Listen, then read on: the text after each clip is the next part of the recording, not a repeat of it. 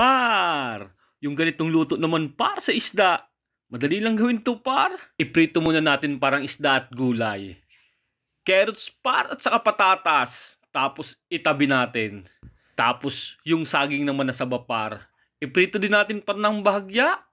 Tapos itabi din natin par. Saka tayo par magisa ng sibuyas, bawang at saka luya par. Igisa lang natin ng konti par.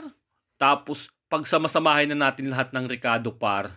Pinakasarsa niya to par. Medyo matamis-tamis ang lasa pala neto par. Katama na naman to par para sa mga bata. Iuna pala natin par ilagay tomato sauce, toyo, paminta, at saka yung Baguio beans par. Isang kutsa natin par ng bahagya hanggang sa maluto par yung Baguio beans.